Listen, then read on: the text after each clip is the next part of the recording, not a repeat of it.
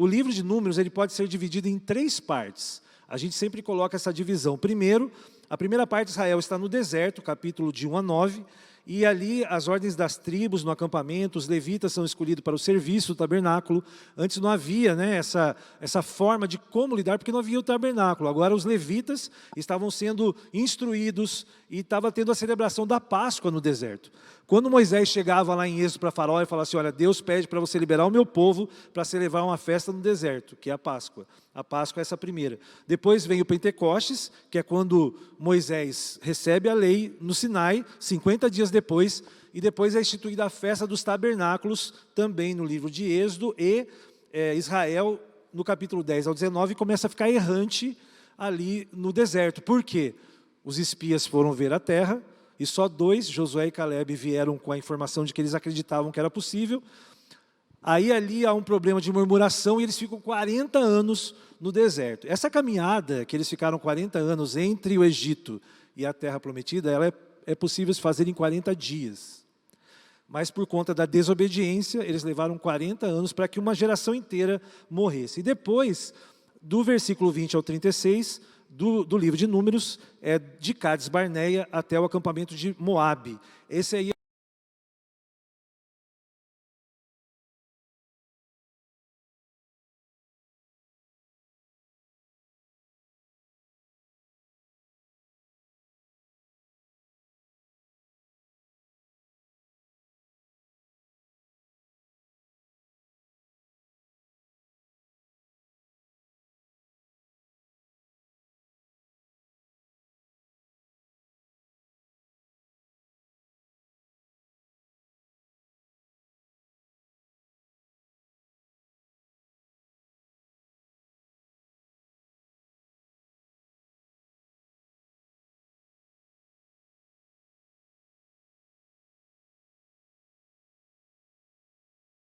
de Moisés murmuram. O que acontece? Disciplina.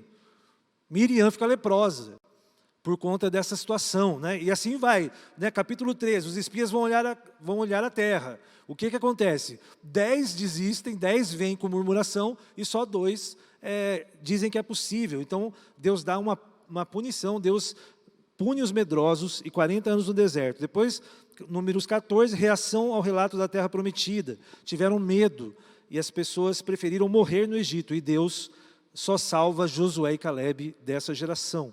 E por último, a rebelião contra Moisés e Arão, que é os filhos de Corá. Você vê no final ali, né, do capítulo 16, você vê eles se levantando contra Moisés.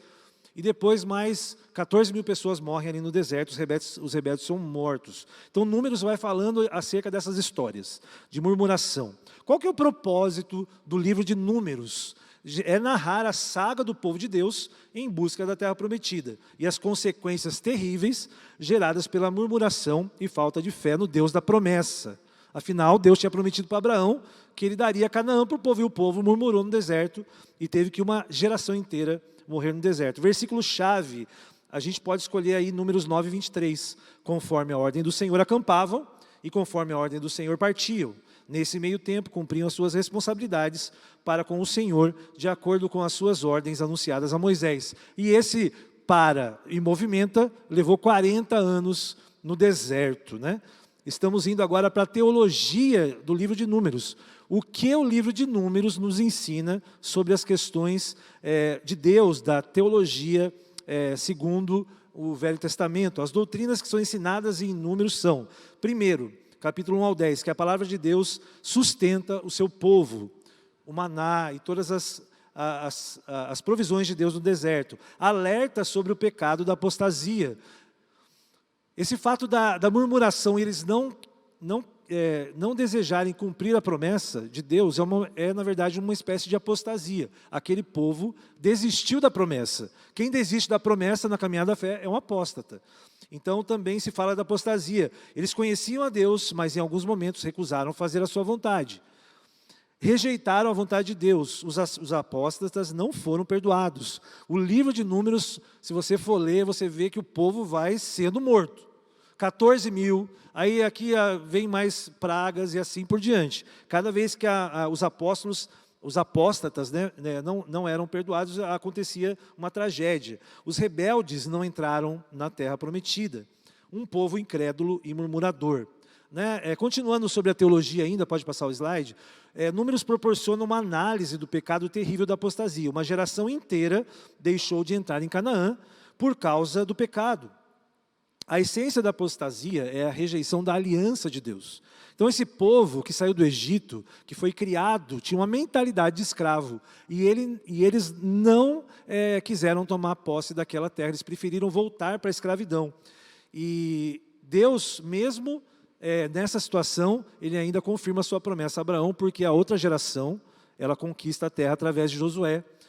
Os que eram, naquela época, menores de 20 anos, só esses sobreviveram.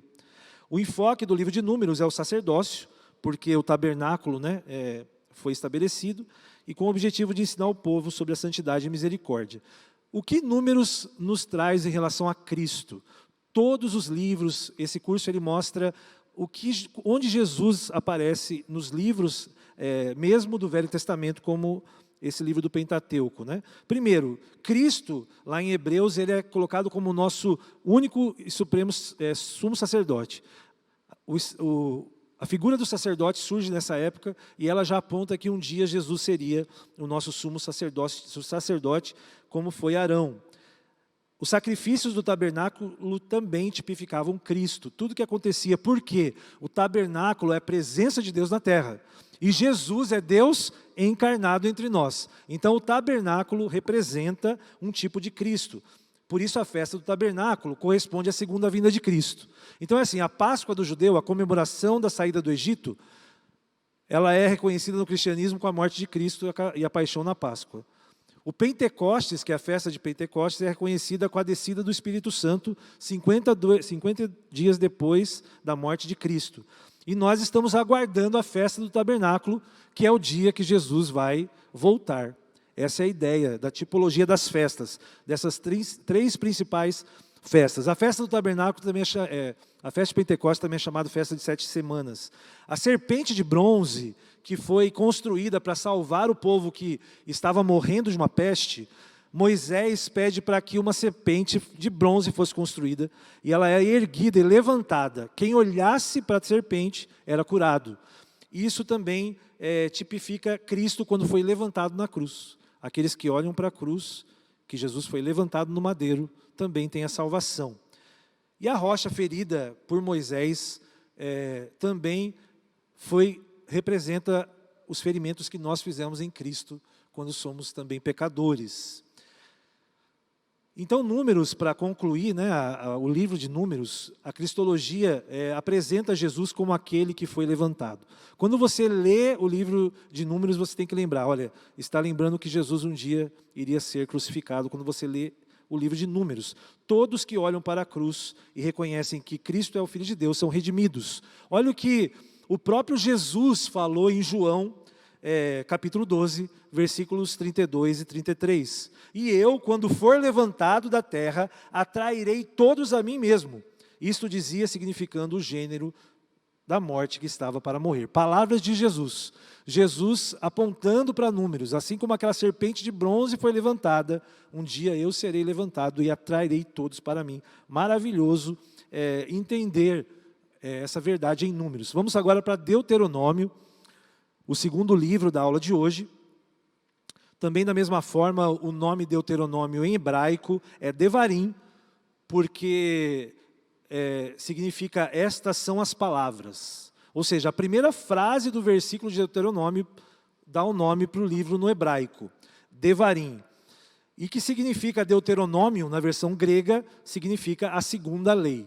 Nesse caso aqui, não é que se trate de uma nova lei, mas Moisés está ratificando a lei e ele escreve um resumo da lei que ele revela no livro de Êxodo e Números. Também Moisés é tido como autor, e é interessantíssimo que Moisés se refere a si mesmo no livro de Deuteronômio pelo menos 38 vezes.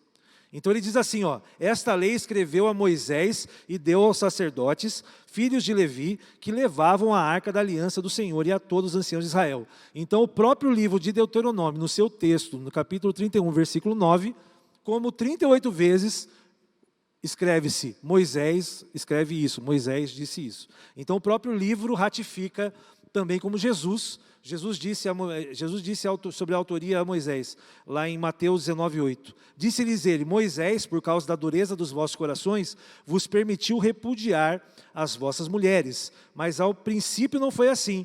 Isso Jesus disse em Mateus 19:8. E Jesus estava citando Deuteronômio 24:1. Que é o estabelecimento da carta de divórcio na lei de Moisés. E o livro foi escrito já um pouco posteriormente aos demais. Ele já estava em 1406, praticamente 35 anos depois, né, dos primeiros livros do Pentateuco. Moisés escreveu no final da sua vida. Aliás, Deuteronômio, o último capítulo de Deuteronômio é a morte de Moisés. E é muito curioso que na morte de Moisés, Deus, ele fala, olha, você não vai entrar na terra, mas eu quero que você veja essa terra. E daí Moisés, ele é enterrado e o versículo diz que só Deus sabe onde o corpo de Moisés foi sepultado. Então, Moisés, ele tem esse segredo, né? Não sabe-se onde exatamente Moisés foi enterrado. Carson fala o seguinte sobre Deuteronômio, né? O mesmo teólogo que a gente tem usado aí do Velho Testamento, teólogo canadense. O livro ensina sobre a graça de Deus, o qual faz de nós pessoas que pertencem a Ele, bem como sobre a necessidade que temos de responder a Ele de todo o coração, com amor e obediência. Deuteronômio é o primeiro livro do Velho Testamento que fala do amor de Deus. O esboço do livro, né? Como a gente pode dividir o livro de Deuteronômio, o quinto livro do Pentateuco? Até o capítulo 4 é a primeira fala de Moisés, né? Ele fala das dificuldades dos israelitas no deserto, desde Sinai até Canaã. Então essa é a primeira parte. Depois do capítulo 4 até o 28, a gente pode lembrar da segunda fala de Moisés, que ele reforça o decálogo e exorta o povo a obedecer, ou seja, ele reforça os 10 mandamentos. Então nesse trecho aí, por isso que o Deuteronômio ele vem nessa repetição da lei. Depois, até o versículo 30, a terceira fala, que é bênçãos e maldições. Aquele que obedecer é abençoado, o que desobedecer é amaldiçoado. E depois, até o 34, Moisés para Josué, a exortação de guardar a lei. Lembrando aqui a importância, né, do propósito do livro de Deuteronômio. Pode passar. Primeiro, que Moisés relembra toda a história do povo de Deus para animá-los e fortalecê-los. Então, Deuteronômio é meio que um resumo do que aconteceu ali, né? Cenas dos capítulos anteriores, né? Deuteronômio é isso, esse livro, né? Ele narra esse remember aí. E exorta a serem fiéis à aliança deles ao Senhor. Segundo, a promessa feita a Abraão de que seria pai de uma nação está prestes a se cumprir. Então, Moisés ele já estava com 120 anos. Né, a vida de Moisés pode ser dividida em três fases de 40 anos. Os primeiros 40 anos no Egito, onde ele foi ensinado, onde ele viveu com a filha de Faraó. Depois, os próximos 40 anos, ele viveu e casou e teve filhos no deserto, porque ele fugiu para o deserto. E os últimos 40 anos da vida dele, ele passou no deserto com o povo de Israel, libertando o povo, escrevendo esses 5 livros da lei, né, da Torá. O versículo-chave de Deuteronômio pode ser o versículo do capítulo 6, versículo 4. Ouça, ó Israel, o Senhor, nosso Deus, é o único Senhor. Uma coisa importante do judaísmo, a gente pode falar de teologia agora, pode passar o slide, é que o legado do judaísmo para a teologia é que até o judaísmo, até os israelitas, os povos eram, na verdade, politeístas. Haviam vários deuses. Enquanto Israel foi o primeiro, né, Moisés traz essa primeira visão de que existe apenas um Deus. O monoteísmo é a herança teológica do judaísmo para nós hoje. Nós somos cristãos e a nossa herança é judaica cristã. Então nós cremos que o nosso Deus é único, é o mesmo Deus de Abraão, Isaque e Jacó, é o Deus que enviou Jesus Cristo. Teologia do livro aí de Deuteronômio fala a respeito, pode passar, da verdade de Deus como instrução para preservar o povo no caminho dele, já que são separados, né? A questão da santificação, da separação do povo. É um povo para Deus. Deus, ele vai se revelando e vai formando a sua família. É assim que está acontecendo nesses livros. Enfatiza a eleição de Israel, fazendo com eles aliança de mão dupla. Por que uma aliança de mão dupla? Promessa do cuidado de Deus até a terra prometida, mas desde que vocês obedeçam os mandamentos. Então, Deus fez a promessa, mas ela é condicionada à obediência. E assim também, muitas vezes, em nossas vidas. Não é assim? Deus te dá uma promessa, mas se você for um desobediente, você não vai colher os frutos dessa promessa. Não, Deus é o mesmo, Deus não muda. Terceiro, Moisés fala de um Deus único e soberano para todas as coisas. Então, o seu povo precisa adorar exclusivamente a Deus. Quarto, pode passar, Deus pode ser encontrado porque se revela por meio da sua palavra, da sua fidelidade, se expressa no cumprimento das suas promessas. É um Deus que se relaciona. Deuteronômio mostra um Deus relacional, um Deus que tem controle da história de Israel e controle da história universal.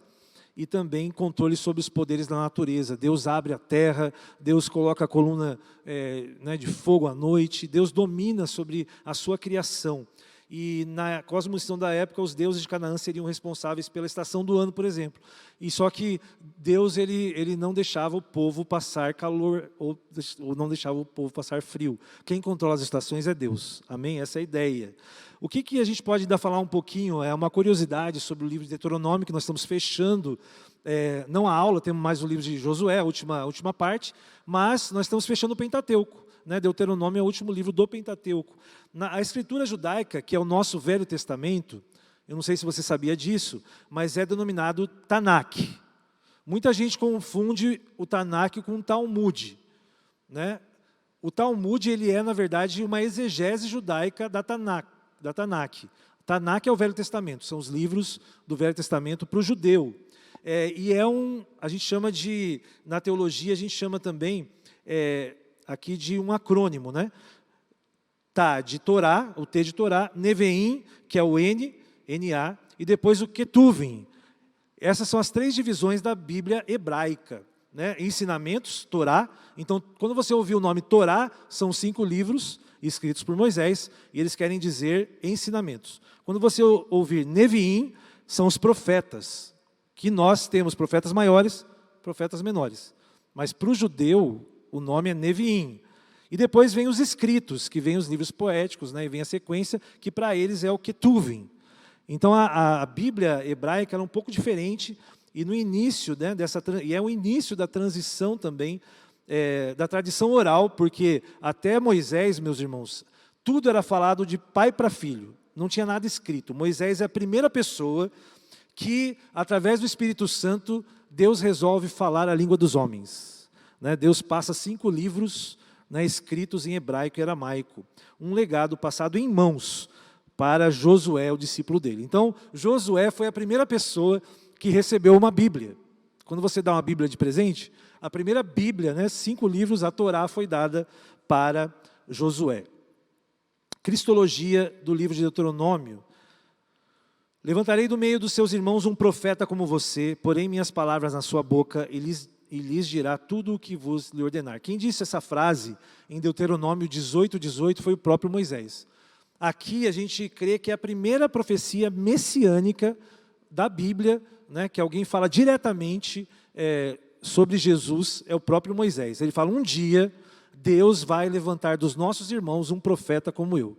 E Jesus é essa pessoa. Deuteronômio é uma ratificação final da lei, assim como Jesus é a finalidade e o cumprimento de toda a palavra de Deus. Então, Deuteronômio é uma tipologia de Cristo. E Deuteronômio é o primeiro livro do Pentateuco que fala expressamente sobre o amor de Deus, correlacionando com o amor de tal maneira expresso em João 3,16. Então, Deuteronômio fala de amor como João 3,16, que é a mini-bíblia, porque Deus amou o mundo de tal maneira que deu seu único filho a todo aquele que nele crê, não pereça, mas tenha vida eterna. Qual que é a cristologia, então, do livro de Deuteronômio, para a gente encerrar o grupo do Pentateuco? Jesus é apresentado em Deuteronômio como verdadeiro profeta. O próprio Moisés diz que um dia virá um profeta como eu. Estevão cita esse versículo-chave de Deuteronômio na sua defesa diante o sinédrio religioso de Jerusalém, se referindo a Jesus Cristo. Então Estevão cita, foi Moisés quem disse aos filhos de Israel, Deus vos suscitará dentre vossos irmãos um profeta semelhante a mim. E Estevão fala, e esse profeta era Jesus. Então Atos está mencionando toda essa história de Deuteronômio. E vamos para a reta final da aula, vamos falar agora do primeiro livro histórico.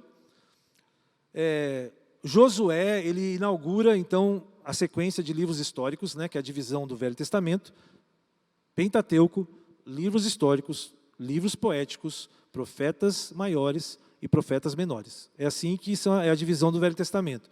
Para o judeu, como eu disse, são 3, que é a Torá, o Neviim, e o Ketuvim, que são as 3 divisões. Então, Josué, ele inicia na Bíblia hebraica, ele inicia, na verdade, o Neviim. Do hebraico Yeshua, o nome do livro também é o nome de Josué. E é interessante que o nome de Josué ele remete também ao nome de Cristo. A mesma raiz do nome de Cristo. Josué tem esse mesmo nome. A autoria é o próprio filho de Num, segue os passos do seu discipulador Moisés e escreve um livro sobre a conquista de Canaã. Interessante, né? O discipulador de Josué, ele entrega 5 livros da Bíblia para o seu discípulo, Gênesis, Êxodo, Levítico, Números e Deuteronômio, e o seu discípulo, para ser um bom discípulo, você tem que seguir o seu discipulador, certo? Então ele escreve o livro dele também. Josué ele escreveu um livro, pelo menos, né, do Velho Testamento, né, do cânon judaico. A história da conquista da Terra Prometida. A data, em torno de 1370 anos, né, aí já é quase 40 anos depois de Gênesis e Êxodo, por conta dos 40 anos no deserto, né, e depois da conquista. Né, a terra primeiro foi conquistada, quando teve paz, Josué escreveu o livro dele, é mais ou menos isso que eu entendo. O contexto histórico, né, ele é o sucessor de Moisés, na liderança do povo de Israel, está lá em Deuteronômio 34, que após 40 anos de peregrinação no deserto, ele entra e atravessa o Jordão e começa a conquistar a terra. A primeira batalha foi a batalha de Jericó, isso está lá em Josué. Então essa é a caminhada da sequência, né? Josué é a sequência dos 40, depois dos 40 anos de perseguição. Estamos terminando os slides. O currículo de Josué ele é citado na Bíblia por diversas vezes. Ele foi acompanhando Moisés, então está lá em Êxodo, fala que Josué liderou e venceu a batalha dos amalequitas. Está lá em Êxodo 24, que é um discípulo de Moisés. E assim por diante, olha. Em Números 11, discípulo de Moisés. Números 13, seu discípulo Moisés altera o nome de Oséias para Josué. Então era salvação para o Senhor salva.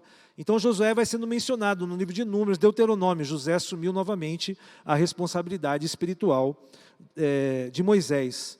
E lá em Deuteronômio 34, fala que Josué era cheio de espírito de sabedoria. Então esse é o currículo de Josué no livro do Pentateuco, né? Nos livros do Pentateuco. Vai falando desse jovem que não era mais tão jovem assim. Né? Ele começou a conquista entre 80 e 100 anos de idade.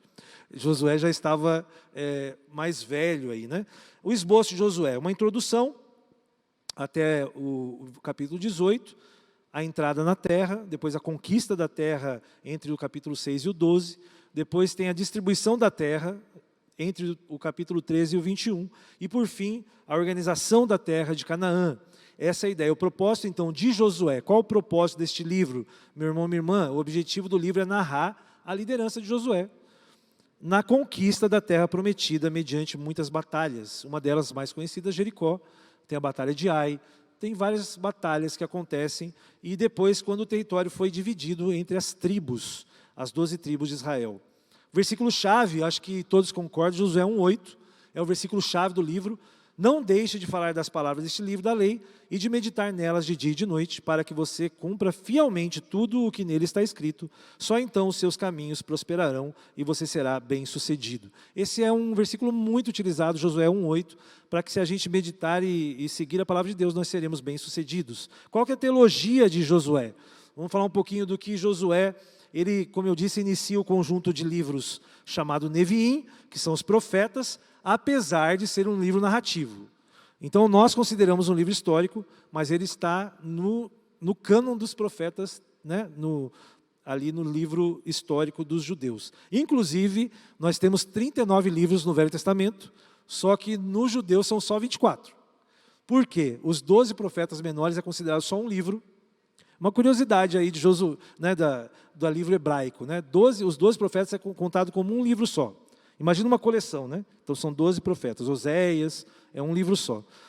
Esdras e Neemias, para o judeu, também é um livro só. Na nossa Bíblia são 2, mas é o mesmo livro. Também é um livro lá.